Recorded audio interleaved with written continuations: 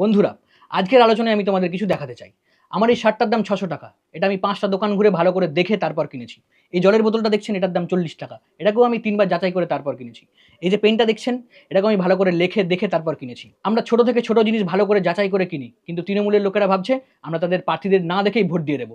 এই যে আমার হাতে রয়েছে তৃণমূলের প্রার্থী তালিকা, তাদের নাম রয়েছে দেখুন। পরেশ অধিকারী এসএসসি কেলেঙ্কারিতে জড়িত, তিনি আপনাদের সন্তানদের কি শিক্ষা দেবেন? জ্যোতিপ্রিয়া মল্লিক রেশন দুর্নীতিতে জেল খেটেছেন, তিনি আপনাদের কি খাওয়াবেন? ঋতব্রত ব্যানার্জি ধর্ষণে অভিযুক্ত, তিনি আপনার মা বোনেদের সম্মান কিভাবে রক্ষা করবেন? মদন মিত্র এবং কুণাল ঘোষ দুজনেই জেল খেটেছেন। শওকত মোল্লা শেখ শাহজাহানের ২য় এডিশন, জাহাঙ্গীর খান শেখ শাহজাহানের ৩য় এডিশন। দাঁড়ান, তালিকা আরও রয়েছে। ফিরাজ হাকিম, যিনি বাংলার উপর উর্দু চাপিয়ে দিতে যান, তিনিও টিকিট পেয়েছেন। তিনাঙ্কুর ভট্টাচার্য কলেজ দুর্নীতির ঠিকাদার। মলয় ঘটক কয়লা পাচার দুর্নীতিতে আসক্ত। চন্দ্রনাথ সিংহ গায়ে শিক্ষক নিয়োগ দুর্নীতির কেলেঙ্কারি। সুবোধ অধিকারী চিটফান্ড কেলেঙ্কারিতে জড়িত।